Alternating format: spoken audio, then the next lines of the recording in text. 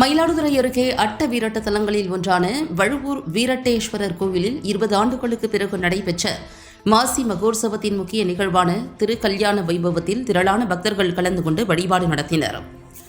மயிலாடுதுறை மாவட்டம் குத்தாலம் தாலுகா வழுவூரில் 1500 ஆண்டுகள் பழமையான வீரட்டேஸ்வரர் ஆலயம் உள்ளது.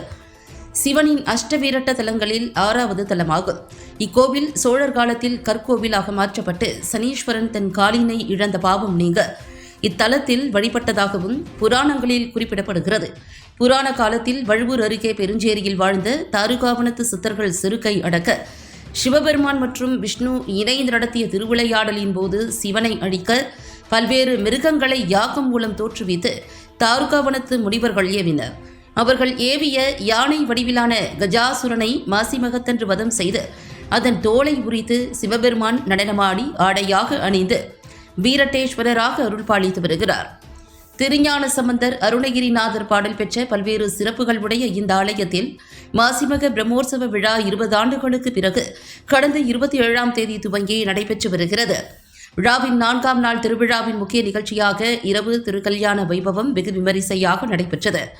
வீரட்டேஸ்வரர் சுவாமி பட்டு உடுத்தி திரு ஆபரணங்கள் அணிந்து சிறப்பு அலங்காரத்தில் எழுந்தருளினார். இளங்கிலி நாயகி அம்பாள் எதிர்கொண்டு மாலை மாற்றும் வைபவம், பெண்கள் சீர்வரிசை எடுத்து வந்து நடைபெற்ற ஊஞ்சல் உற்சவத்தில் சுவாமி அம்பாளுக்கு பாலால் கால் அலம்பி பட்டாடையால் துடைத்து பச்சை புடி சுற்றி பெண்கள் நலுங்கிட்டனர். தொடர்ந்து ஹோமம் வளர்க்கப்பட்டு காப்பு கட்டி கன்னிகாதானம் செய்யப்பட்டது. பின்னர் பட்டாடை சாத்தப்பட்டு கங்கணம் கட்டப்பட்டு திருமாங்கல்ய தாரணம் நடைபெற்றது.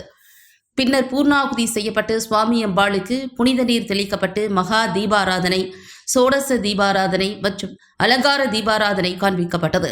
இதில் திரளான பக்தர்கள் பங்கேற்று திருக்கல்யாண வைபவத்தை கண்டு சுவாமி தரிசனம் செய்தனர்.